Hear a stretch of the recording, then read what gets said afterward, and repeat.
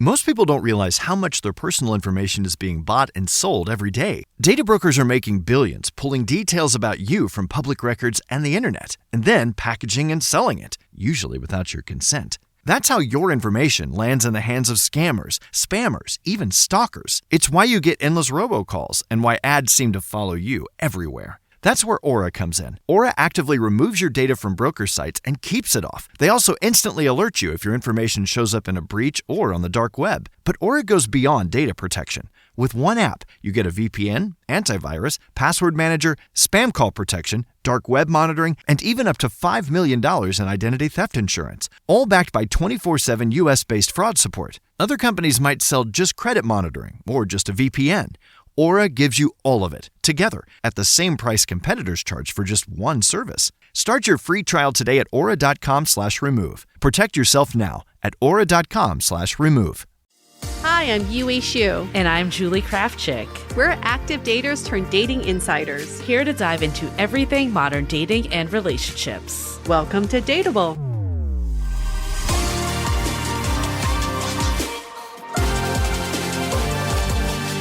Even the most confident people can struggle with that inner voice that says they're not attractive enough, desirable enough, or worthy enough for love. In day 6 of our 7 days of dating confidence, we're tackling self-worth and how confidence is built from the inside out. In this episode, we're joined by Katie Sturino, who shares how she rebuilt her confidence and reclaimed her dating life during one of the lowest points in her self-esteem journey. We discuss how childhood experiences and past relationships shape the way we see ourselves, why doing the inner work matters so much, and how learning to feel comfortable in your own skin changes everything. This episode really showcases how universal insecurities are. No matter how someone looks externally, so many people carry deep fears that they're somehow not enough. But confidence doesn't come from finally becoming perfect. It comes from no longer making perfection the requirement for love. We also get into the relationship between body image and dating, why self-worth impacts who we choose, and how confidence becomes magnetic when it's rooted in self-acceptance. If you ever felt held back by insecurity or questioned whether you're worthy of love exactly as you are, this episode is your reminder that confidence starts with the relationship you build with yourself. Make sure to subscribe on Apple Podcasts, Spotify, or wherever you listen so the final episode in the series lands automatically in your feed. And leaving us a 5-star review truly means everything to us. Enjoy!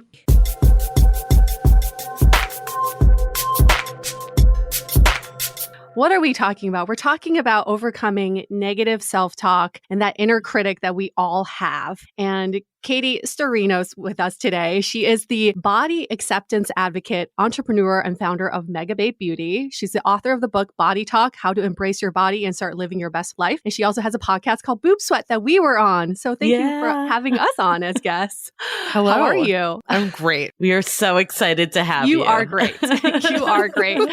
Here are more stats about Katie. She's 41 years old, lives in New York and Palm Beach, originally from Wisconsin, and she is married. Let's get right into it. Let's start with your own personal story. You describe yourself as a bigger girl. What does that mean, and how did that play into your earlier life? In terms of how it played into my dating life, it has always been a factor. It definitely negatively impacted the way that I felt and the treatment that I accepted from men, because I thought that that's just what I could get. I definitely didn't think that I deserved what my friends seemed to get, which was like a respectful, normal relationship. And I found myself in not great situations. I have to attribute that a bit to my size, because I really felt that like, well, this is who's here for you. So that was terrible.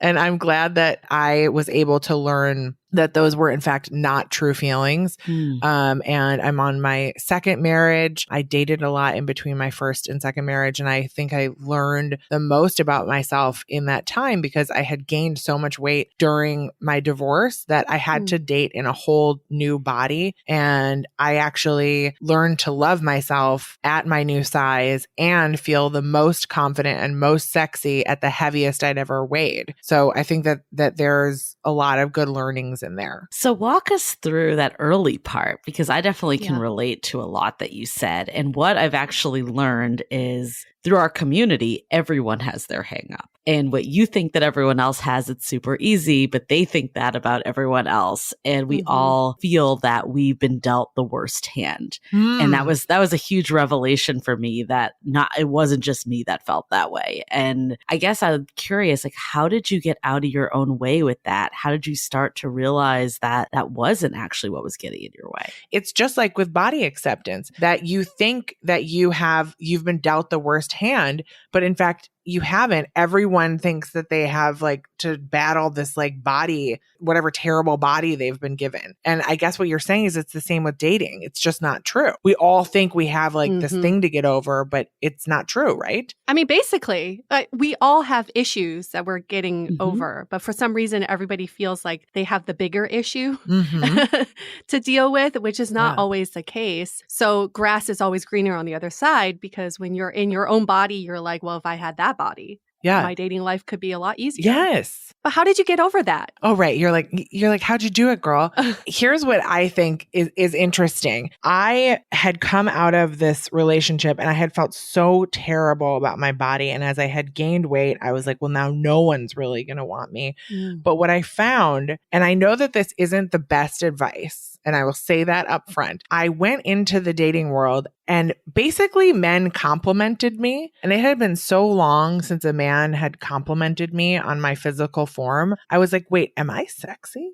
Because I thought I just was like a shoe. And then I was like, wait. So I kind of let that outside validation, which is not the correct thing, come in and like show me that I should maybe dig more into that sexy vibe. And then I went on a journey and, like did the whole thing. I like bought lingerie. I wore lingerie for myself. I looked in the mirror. This was during my body acceptance journey as well. So I would say that was a big part of it. And really, to go back to what you said before, I thought that just thin people were happy with their body. And so if I could just get thin, that's when I would feel happy. But when I realized that wasn't true, that's when my light bulb went off. And I started to do this body acceptance work because I wanted to help all women feel comfortable in their body just today, right now, as they are. So how old were you? Like when did this body acceptance period start for you? Started, so I'm 41. So if we do the math, I would say I got divorced at 35. Okay. Which is like probably your nightmare time to get divorced if you're thinking about it, maybe. Because like you're right. That's the time when society tells you that like you're approaching the last years of like having children. Your time's running out. Yeah. Yes, your time's running out. And you've spent all your good 20s like with someone who you're not going to be with, which I'm here to tell everyone is a lie, because I'm here thriving, still looking amazing, and with frozen eggs can have children, I don't know, whenever we want. But I think that I started at around 35 to go on this body acceptance journey. So walk us through then the earlier parts of your life. Where were you, when you were younger, realizing that you were kind of a bigger person? Like, how did that play into dating until you met your first husband? Well, I think that I often just assumed people were not interested in me. Why though? Because I was like, I don't have the body you want. You want a skinny blonde girl. Because that's what you see on TV. Yes, that's what I was seeing on TV. That was my only reference for what a hot person looked like. There was no alternative hot person. Like that was just it. I grew up in the 90s, like looking at, I don't know, Beverly Hills 90210, the first round. Right. So, and nobody ever mentioned that they were like 35-year-olds playing high school kids, but who cares about that? You're right. So I think that I had no other example of what beautiful looked like or what hot looked like. So I just assumed that I was not it. I can relate 100% to that. And I feel like for me, it made me just focus on other things instead of dating. Did you feel something similar, or were you always still dating despite feeling this way? No, I was pretty boy crazy. And I did, but I really I was very careful with who I put my affections towards. Like I really would kind of make sure that they were interested in me before I would put anything out there. And I would never go for people who I just thought weren't going to be interested. You know what I mean? Like, I feel like I would let someone throw the first move towards me, and then I'd be like, oh, okay, you're interested. So let me see. Do I like you? Maybe. So it was never you selecting. Right. You're not taking initiative. Right. Because I found that most of the time, if I did take the initiative, the answer was no. And I'm talking about from elementary school on. You know, like if I had a crush on the soccer player, the soccer player did not like me back. So I just kind of learned to like wait to see who was interested. So was that the case with your first husband, or was that different that you actively chose each other? I've always had the same type. I like a big hairy guy, preferably with a chain, like A Tony chain? Soprano. Yes. Yeah, just like Tony Soprano. It's always my type. I never deviate from this type. I don't know why we have types. If you have an episode on types, let me know. It's just, it is what it is. So I've always liked this type of man. But I did start to like get more bold and was surprised sometimes when like someone would like me back. Cause I was like, me? You're interested in me? But no, I've always been a very active dater. Yeah. And then how did you meet your husband, your first husband? First husband, met him through friends. And was it right away romantic? Yes, it was right away romantic because my friend said, you're going to like him a lot. He's your type. And then his friend told him that he was going to like me because I was his type. And we did. We really felt strongly right away. So did you tame this like inner critic by the time you met him, or was it still showing up for you, and in what ways? I guess it was still showing up because while I accepted the love and I don't know, compliments and things from that person, I don't think I ever fully felt like I deserved it. Like I deserved love. And then when you feel like you don't deserve love, you can actually start having like the opposite stuff come towards you. Mm-hmm. And I feel that I attracted probably a lot of negative comments and negative feedback about me because I didn't have that inner confidence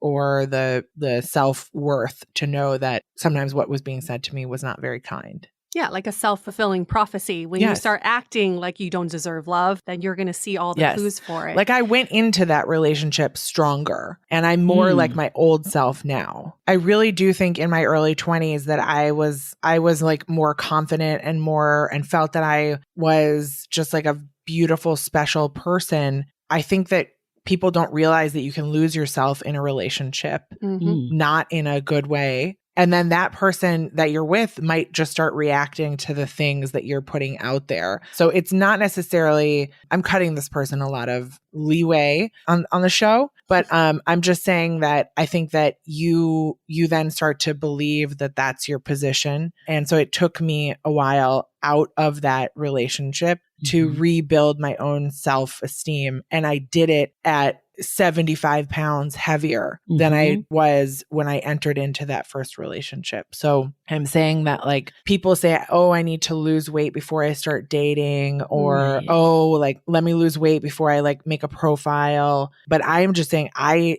did it. I got out there at my heaviest weight I had ever been. And I killed it. I killed the game. Mm-hmm. Yeah. So, okay. So I'm like so interested in this. You were confident in your 20s. Like, yeah. I still accepted bad treatment in my 20s though. Okay. I don't know if I accepted bad treatment because girls can accept bad treatment or because I specifically had like some deep, low self-esteem issues. I don't know. We have not worked that out. I welcome your feedback though. You know what I'm saying? Like I'm in a room with a guy and there's like a used condom in the corner and I like still stay for the date. Okay. So that's what I'm saying. Like are most girls leaving or are they like staying? You know, I think a lot are staying. I think it's staying. That's comforting. That's comforting to hear. But they're staying because I think there is that self-esteem side of it. And the other side is just being like exploring, how do I feel around this sort of toxic environment? And getting to your kind of like your threshold?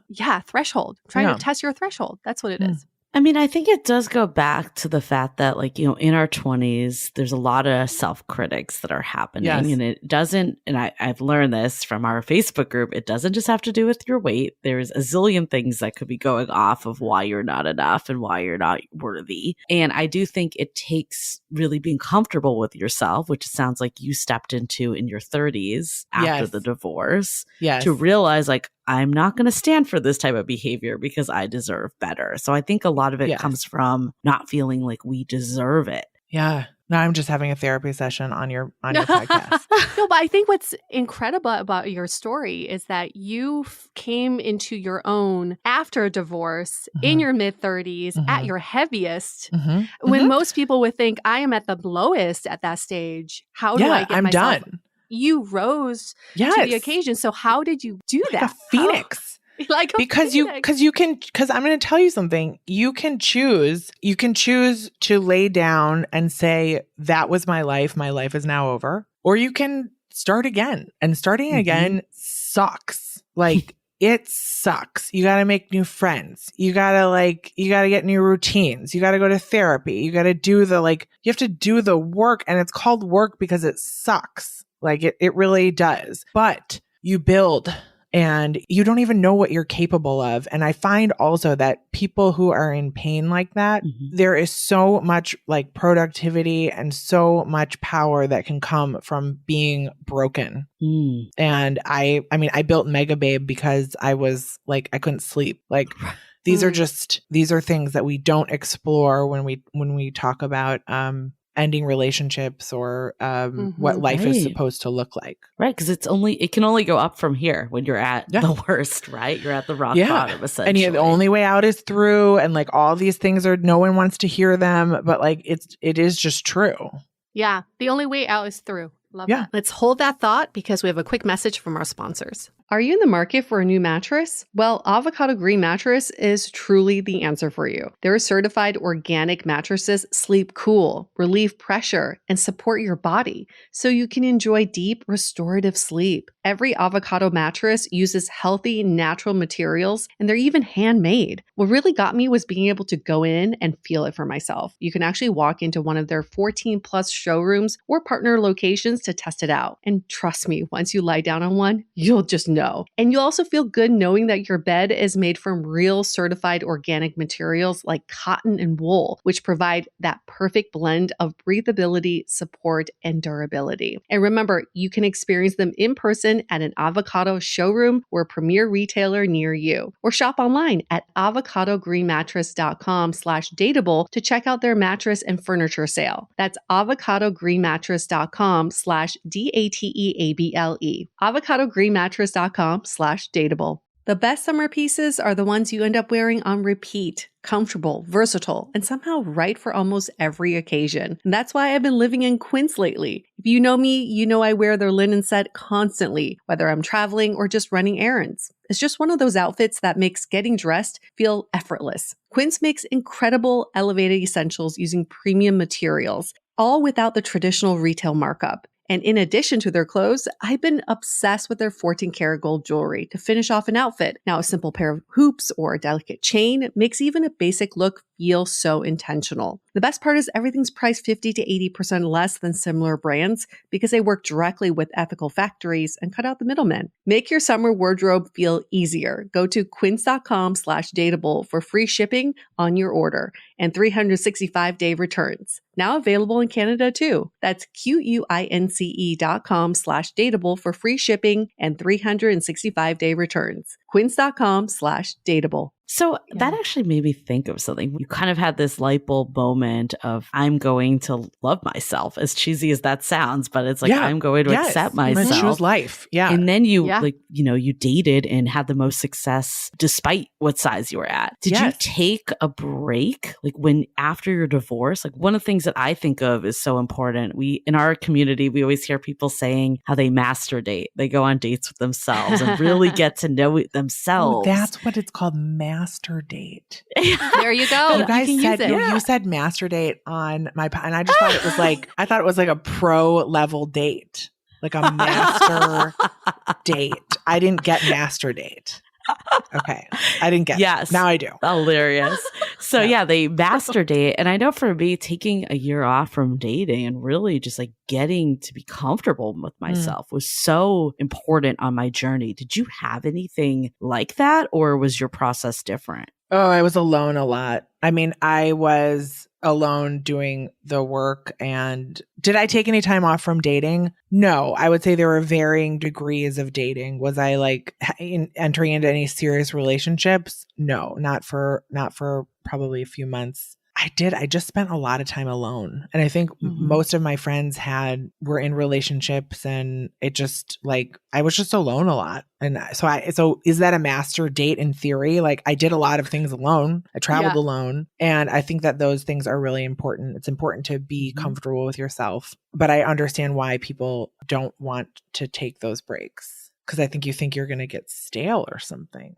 Yeah, I find it fascinating because a lot of people think that a relationship will solve all their problems. No. And it sounds like, if anything, this actually like broke you down further. Do you feel like it's because you didn't, do the self-confidence work at that point? Or like, what was it? Yeah, because I didn't, what I've always wondered also, why did I have to do the work? Like, why do I always see people just in relationships, living life, like whatever they're doing? I'm like, did they ever have to do the work? Like, are they fine in their relationship? Like, why do I have to do this work? I've never understood that. And I think the answer just might be that people's relationships are never what they seem. And, you don't know what people are going through behind closed doors. And I think that might just be the truth. But I really felt that. I really felt like, I don't understand why I couldn't just go on like feeling, bad about myself. Why was I forced to do this? But obviously it was so good that I was. I think a lot of people feel that way. I remember feeling that way too. Like, when a relationship of mine broke down, I went to therapy, and that's what changed me for the better too. Yeah. And I think sometimes it takes that breakdown to build back up. Yeah. And you always think too, like, why am I the only one that has to do it? Yes. From this podcast, we've realized that is what, builds healthy, sustainable relationships. And, one piece is you never know what's behind closed doors, but also it's how much are you keeping in? Like, how much is that inner voice criticizing you all the time versus like you're able to work it through and not hear that. It's interesting when the inner voice is bad and you are, because I was reading through some DMs that I got yesterday about a post I did on panic attacks, and a few women messaged me saying that their panic attacks got worse when their husband became verbally abusive or was very critical. And I find it so interesting that we think that because you're so in it, that you have to stay connected to this person and you can't free yourself, because like, what are you going to do then? Start over? I really feel for people. And if you're out there and this is connecting with you, you can move on and you can find yourself, and you don't have to live with that kind of criticism. And I think that it broke my heart yesterday, and I just wanted to say that out loud. Well, don't you think the same can be applied to your own abusive relationship with yourself? Right? Yes. That's where the inner critic comes from. You have a little bit, maybe less control. I don't know. It depends, because you can walk out the door, but you can't escape your own mind. Right. And I don't even think people realize that they're in toxic relationships with themselves. They don't. No. They don't. Yeah. But what's your theory on this? Do you think that our inner critic will always be inside ourselves? It's just how we want to deal with that voice, or can we actually squash it? Get rid of it. I think that you can change your inner critic into your inner cheerleader. I do. I really just think it's about training that muscle and rewiring the conversation that you're used to having, which is why I'm going to bring up my book, Body Talk. I really talk about noticing when you say bad things to yourself. And then the way that I change that is just by cutting it off with the word nope. I just say, if I start to go down a rabbit hole and I start to say things that are not kind, I just say nope, and I cut it off. And I think after a while, that nope becomes faster. And I'm sure there are other techniques and ways to do this, but this is just what I have found helpful. And you really do start to control that dialogue, because I think I used to say very rude things to myself 10 years ago that I would never say now. With a totally different physical form. So how did you learn to say nope? Like, how did you learn to say, I'm not going to take this anymore? This is not accurate. It goes back to that big light bulb moment I had, what you said about people with the dating, that everyone thinks that they've got like this like long road to walk because of something about themselves. They have a really hard time finding someone to connect with, which is not true. It's just that everyone feels that way about themselves. Like you just said, everyone doesn't like their body. And when I realized that the thin women didn't like their body also, then I said, what is the point of hating myself and beating myself up and punishing myself for the cookie and got to go out and do 2 workouts because I've got to be in a swimsuit tomorrow. And this whole hamster wheel of insecurity and torture that I had in my brain, I found that there was no point to it, because when I realized that once I got to that goal weight in quotes, I was still going to hate my body, then I wanted to spread that word. Can you recall your lowest point? Body wise? Just emotionally, that inspired you to do something about it? That you're like, I don't ever want to feel this way again? No, I don't know that it was a point. I don't know that it was a point of low. I think what it really was like the eye-opening experience that women everywhere hate their bodies, including myself. And then I just kind of, it's like that part in the Matrix when he realizes he's not in the Matrix and he looks out and sees like everyone is in their own pod. And that's how I felt. I was like, wait a second, we're all just out here hating ourselves for no reason. What are we doing? That's kind of how it felt. It just felt like I broke free from something. We had this post in our Facebook group that women of all body shapes were commenting about how they felt, and men were chiming in too. And it was like, not that I want people to feel bad about themselves, but it was eye-opening to see that it touched everyone. Everyone hates their body, which is bullshit. Yep. So in your book, you talk about other stuff too. It doesn't have to just be body. I mean, there's so many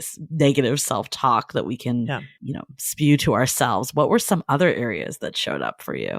Oh, I think people have problems with their skin, or they don't feel beautiful. They don't feel worthy. It can be anything. It can be you're too short, you're too tall. Anyone's physical appearance, I think that they think that it's like unique to them and that something is wrong with them. And so often that starts with like a comment when you're little and you remember this playground comment all the way now. You're 41 years old and you still remember this like one moment on the playground. And that is what rolls around in your head when you're supposed to be feeling good. That little voice can pop in and be like, thunder thighs. Yep. I had a girl call me roly-poly. There it is. You have that memory. On the playground? Like in gym class. You didn't even have to think about it. No, it was right there. Still there. Yeah. Yes, that's what I mean. So like those like little pieces of trauma stay with us, and then we bring them. I feel like, there's this, I'm not good enough. There's beyond weight physical. Yes. Yeah. Self-esteem is something that we all should strive to have. Obviously, I think that we have narratives about ourselves, negative narratives that you can change into positive narratives. I read Gabby Bernstein's books, and she's always talking about these narratives that we have in our head that are no longer serving us and that we've created. And so I think one of mine was like, I'm from Wisconsin and I'm here in New York, and like why am I here? Like, I'm not even local. Like just silly things that you make up in your head. Plus, I'm big and everyone's small, and you find ways to feel different. And I think that you can change those stories just as much as you can have them dictated to you. You can change them and put a different story out into the world. I think part of the struggle for many people, including myself, is identifying what is a toxic criticism versus what's something that's actually helpful for you. Because to me, growing up in a Chinese household, every other word was a criticism of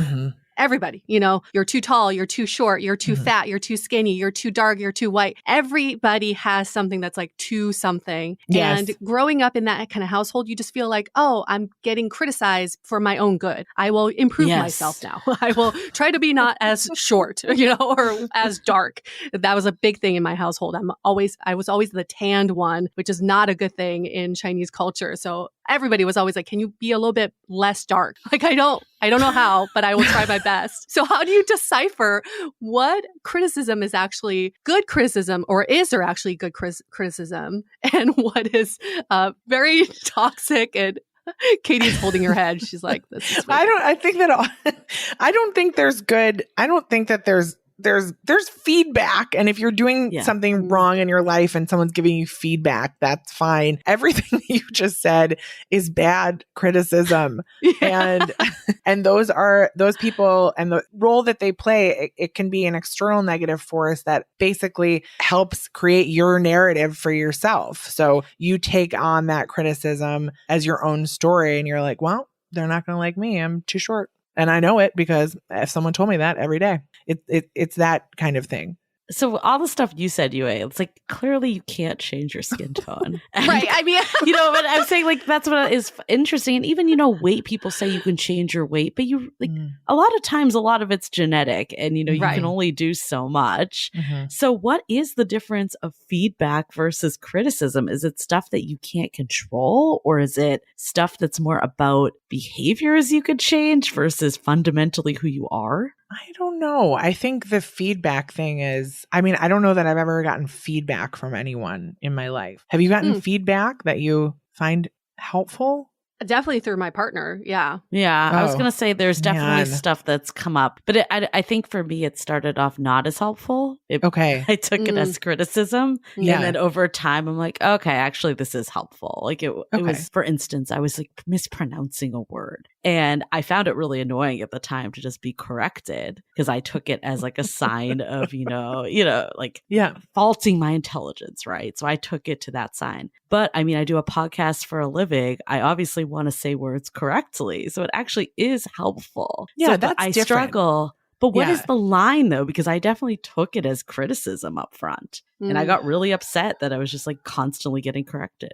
What is the line? I mean, that's a great question. I think it's more about the way it makes you feel, but you felt attacked. So I don't know that I can really. And I know that when like my family has in the past has like tried to give me feedback about my weight, that definitely is taken as a criticism. So I don't know that I can tell you the answer because it really depends on maybe your own. I don't know. This is a great question. So maybe in an ideal world, we can take every piece of criticism as you can either accept it as feedback or you can just kick it out the door if you are confident enough to make those two distinctions, I guess. Yeah. But I don't like that because it's giving leeway for someone to just keep saying comments. That's true. That's unheard. True. I don't know. I'm struggling with the line too. Trust me, this is something that goes through my mind daily. Like, what is that line? And I think so much of it's how it's said too, Yeah. Like, and are you in a place to receive it?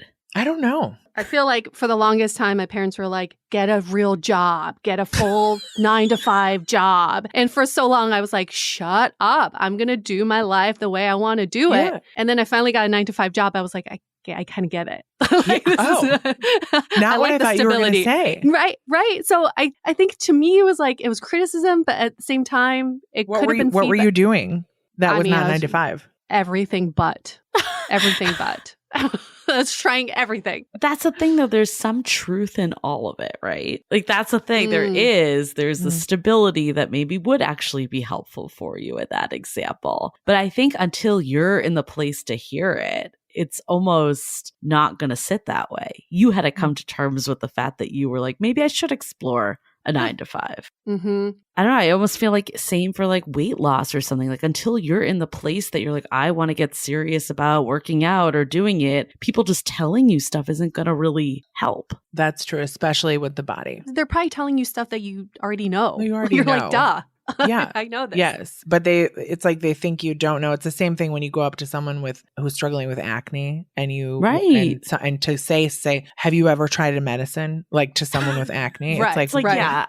no shit. Thanks for that idea. I hadn't thought about it. God. Yeah. And I feel like people all the time just think that the person must not know. Right. Which I find very interesting. So is it a confidence thing or is it, because I'm just thinking about what you said. We asked you, like, what is this pivotal point for you? And you were kind of like, there wasn't a pivotal point. There's just one day that my mindset shifted. Because I realized what was I working towards, and I was working towards self-love in my head. But unfortunately, when I realized that there was not going to be any destination for self-love, like if I got to a size 8, was I actually going to feel better about my body? Certainly not, because this size 4 and the size 2 and the size 0, they all hate their bodies. So what was my point of living in such a negative space? That really was a light bulb moment. I mean, I guess you'd call it a pivotal moment, but it wasn't, nothing happened. Mm-hmm. I actually really like that because I think it actually answers some of the question, the difference between feedback and criticism a little. I'm just tying it back. I just had a light bulb moment myself. Okay. It's if you can get really clear on your purpose and tie it back to that. For instance, UA, yours about stability, right? You were open to exploring a 9-to-5 because you're like, yeah, I do want stability. I do want that stable paycheck or whatever. For me, maybe I can become more open to correction of words because I do want to be a better public speaker. I think if we can keep in mind what our, North Star is. Yes. And then if we, can also be confident to say, actually, this isn't accurate about me. This isn't my North Star. I will not take that criticism. Yeah. I want to dive into this even more, but before we do, let's take a quick break to hear from our partners. If you're someone whose book talk algorithm is basically just dark romance recommendations, I have one for you. Losers Part 1 and Part 2 by New York Times bestselling author Harley LaRue. I love this book because it transported me back to high school. It's a dark romance that starts with a former queen bee reconnecting with the 4 guys she used to bully in high school. What begins as revenge turns into something way deeper. Found family, healing, queer representation, kink exploration, and honestly, some of the most emotionally layered relationships I've ever read in this genre. It was such a page turner, I could not put it down. The relationships between all the characters are what made the story so addictive. And if you're a physical book collector, the new deluxe editions are gorgeous. They have stenciled edges, exclusive fan art, and the foil covers connect to create one complete set. You can find Losers Part 1 and 2 by Harley LaRue wherever books are sold in print and in ebook. Your home is more than just furniture. It's an extension of who you are, and the details matter more than you think.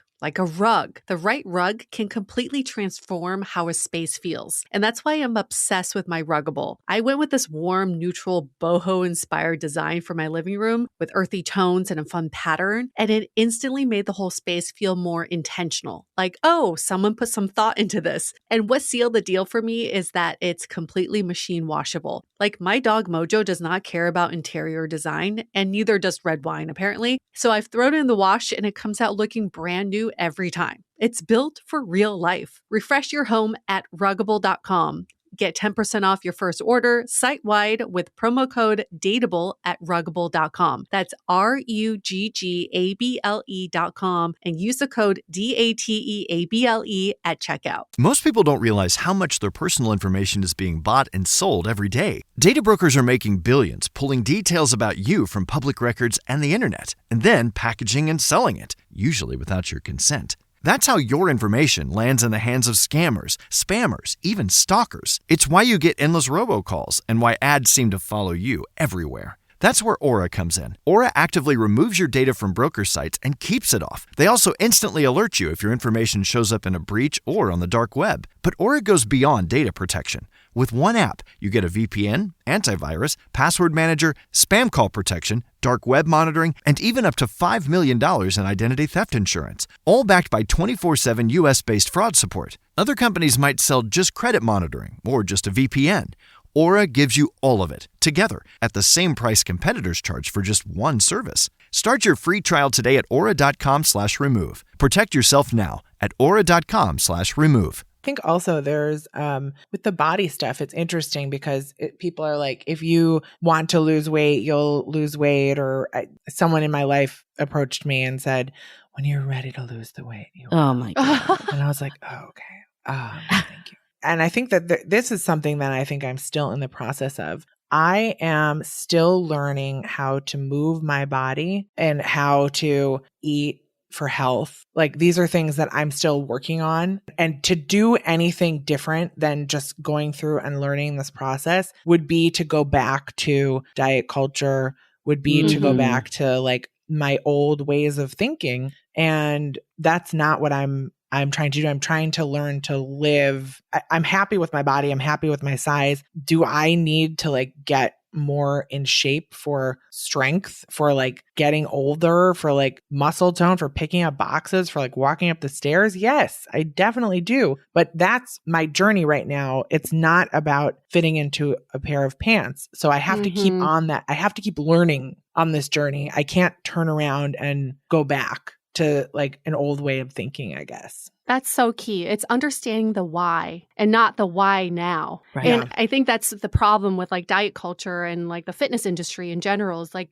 fitting into your wedding dress. Yes. You have a big birthday coming up, Yes. summer bikini Yes. season's coming up. If you keep thinking in short-term goals, then you're never going to reach your long-term goals. I think the longevity part of it is really important for health and for I guess all the criticism or feedback that we do get, we have to think about like, what is the long-term benefit of this versus like, this is a short-term fix. Yes. But for you, someone like you built such a strong brand, and I know Drew Barrymore loves you, and you've really put yourself out there, and you have such a strong social media presence. I'm sure you get all kinds of comments all the time. How do you brush off or how do you deal with the negative comments that you may get? Well, the negative comments, so it may surprise you, but I do not get affected by the negative body comments. I really don't. And I think that is because it's a product of me being comfortable in my skin, knowing what I'm out there doing. And if like one hillbilly wants to come on my like, can you say hillbilly? I don't know. But I'm like, probably going to offend somebody these days. Yes, but like if some, the reason I use that term is because it's usually a weird man with like 2 followers who's like, has like a gun and hunting stuff in his profile. Yes. And so I'm just saying that it's not typically women. It's usually someone like that comes in. And I guess what I'm saying is that person's opinion does nothing to me because I know that I'm here with a bigger purpose and I'm serving a bigger community. And every day for every one comment I get from a man, I get 25 comments from women telling me that I have changed something about the way that they think about themselves. So I'm here for that. And that is what really fuels me. I would say if someone wanted to really get to my core, you could talk about my business. I would be really sensitive about my business because I feel like that's probably something that's new and even though I've been doing it for 5 years, it's more like so much competition in it and like it's something I've never done before. So if you wanted to really hit me, you could hit me in other places, but you can't hit me there. You can't tell me my husband and I aren't in love because like these are things I know. But like is my brand like a top seller at Ulta? I mean, yes, but like also, like these are the things that I get. By the way, Thigh Rescue is number 1 selling SKU in the bath section of Ulta. Yes. Nice. So yes, but I'm just saying I'm very competitive with my business. We hear this, all the time through commercials and the media. People love talking about being comfortable in your own skin and be confident with who you are. Yeah. What does that mean? When is a good point to say, I am comfortable in my own skin? Because I think it's the thing that So like I said about like the comment, if someone's like, you're fat, I hate your body. I'm like, okay. Like that's like, I'm fine. Like, if someone was like, you're in a fake relationship, I'd be like, okay. Like, but I'm saying you have your things in your life that you feel really solid about. And I think that's what I interpret comfortable in your own skin is because you kind of know who you are, but that doesn't translate across every category of your life. I don't think you can feel like you're really good at business, but a really bad mom.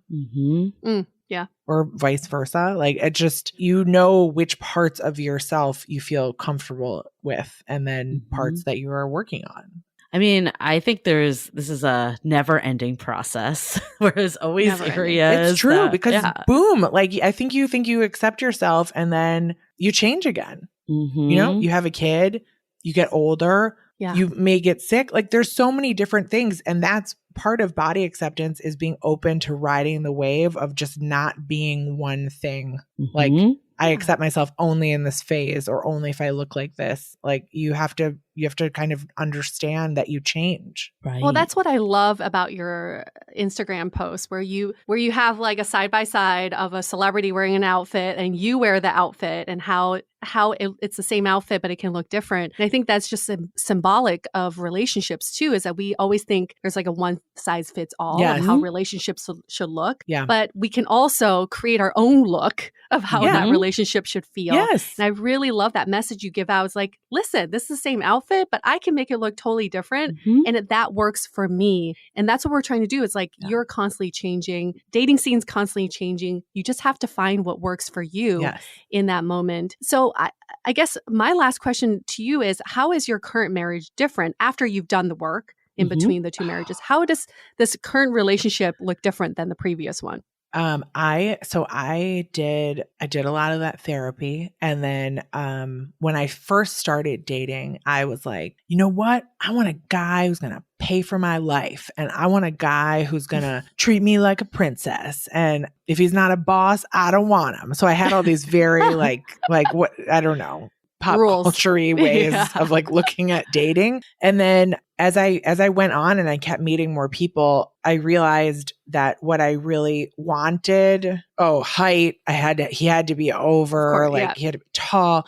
What I really realized is that what I wanted versus what I needed were two very different things. And what I needed was a cheerleader, someone who supported and was like interested in my career and my life and was rooting for me, and someone who wanted to spend time with me and someone who really understood me and loved me and just wanted to be with me, which these things sound like, well, yeah, isn't that every relationship? No, it's not. No, it's not. So I think and my husband's 5'9". Right. It's never like who you think it's going to be. It's 5'9". I talk about it all the time. But I'm just saying that like that's the thing is I think the naive there's a bit of naivety.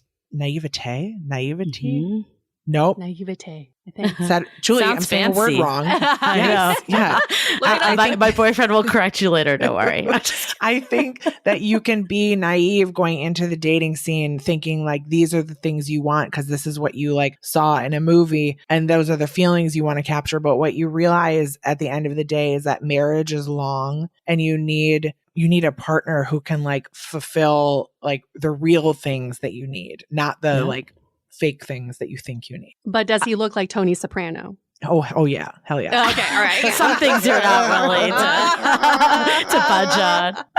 I think this is such a good tie-in. I mean, this conversation's been incredible. I think the tie-in that I have is the takeaways from what you just said about your husband and just throughout this whole convo is clarity. I think clarity is so important in taking that beat, and sometimes that involves spending time by yourself. I think that is a common theme that we hear. We think that we have to always be filling our social schedules and lining up date after date. But sometimes the best thing is to take that beat, get the clarity. What is it that I really want? What is it that I know about myself? What are the areas that I want to improve on? And that's how, you can be confident and you can take criticism or take feedback and interpret it a certain way and get these voices out of our heads because we all have them. And I really think until we can address them and stop thinking about it like, oh, why am I having to do this work? But rather, I am so lucky that I am going to be doing this work because it's going to actually set me up for the rest of my life, that I'm not in a constant hamster wheel battling these demons and letting people take me down and being unhappy in relationships. And, relationships don't make you happy unless you're happy. And that's something that we've all heard way too often. And it sounds cliche, but it's totally true. The clarity. This was a therapy session. I think that just you can apply that to every part of your life. Slow down to speed up, I think is always a big one. Yeah. I really like your story about kind of zooming out and seeing the world beyond just your experience. Because I think once we zoom out, we realize we're not the only ones experiencing this. We're not the only ones experiencing negative self-talk. In fact, there are many people who are experiencing the same thing. And it's good to zoom out because then you don't feel alone in what you're going through. And also just know that it's not just about you. The universe does not revolve around you. And so we always say when you're on a date, everybody's so self-conscious about how the other person is thinking about them when in fact nobody's thinking about you. Like the other person's just more concerned about how they're coming off. So it's important to know that there's many people who are going through what you're going through. The negative self-talk is very interesting because you can either say completely say, okay, I'm gonna just not listen to it, or you can also challenge yourself to say, no, don't say that, but rephrase it. Rephrase it in a kind way so that I can receive it in the way that you intend it to. There's nothing wrong with like challenging ourselves to rephrase how we speak to ourselves. I just feel like kind of if anybody wants to, after this episode, think about what's one takeaway that I can get from this conversation is that we are constantly changing and evolving, and we can't feel like how we feel today is going to be the same as how we feel tomorrow. Same as when we start dating, is that we constantly are like trying to see our partners in the lens of today when we have to know that they're also going to be changing too. So we put so much pressure on dating today when we should really think about like, does this person want to date me like for the long term in terms of like the constant, like the changing of who I am versus just, criticizing me or thinking about me for today. So I really love that. And the evolution of who we are is important to take note of. Yeah, I think you just sparked something. And Katie, you said it earlier of like, what is the why for me? And I think that's important because it doesn't mean that you always take something at face value, but can you dig a little deeper into it instead of saying like, you should lose weight to fit into the dress? It's, I want to be healthy. I want to be able to lift something or age better, all of that. And then that allows us to, still love ourselves who we are, but also have a growth mindset, because I think it can be dangerous too if you're just like, nope, this is who I am. I'm not changing. I love myself the way I am, because it doesn't allow you to get better too. But it is a balance, because you don't want to always be thinking like, I need to be a different person. Like this is who you are. Yeah. What are some ways that's going to help you be that best version of yourself, but in a way that ultimately fulfills that why for you? Yes. Wonderful. Well, Katie Sturino, where can people find out more about you? You can follow me on Instagram at Katie Sturino, or you can check out my products, Mega Babe, at Target and Ulta. Awesome. Love it. Well, thank you so much for a lovely conversation and for sharing your journey. We're always talking about the J word, journey. And that was lovely. And for all of our listeners, if you want to be on this journey with us, we really appreciate a review in Apple Podcasts. 5 stars and something really nice. Katie knows this too. When someone leaves you a nice review, it makes you feel good, right? So boost that self-confidence, yes, right? Yes, be on this journey with us. And on that note, we're going to wrap this up. Stay dateable. Most people don't realize how much their personal information is being bought and sold every day. Data brokers are making billions, pulling details about you from public records and the internet, and then packaging and selling it, usually without your consent. That's how your information lands in the hands of scammers, spammers, even stalkers. It's why you get endless robocalls and why ads seem to follow you everywhere. That's where Aura comes in. Aura actively removes your data from broker sites and keeps it off. They also instantly alert you if your information shows up in a breach or on the dark web. But Aura goes beyond data protection. With one app, you get a VPN, antivirus, password manager, spam call protection, dark web monitoring, and even up to $5 million in identity theft insurance. All backed by 24/7 US-based fraud support. Other companies might sell just credit monitoring or just a VPN. Aura gives you all of it, together, at the same price competitors charge for just one service. Start your free trial today at aura.com/remove. Protect yourself now at aura.com/remove.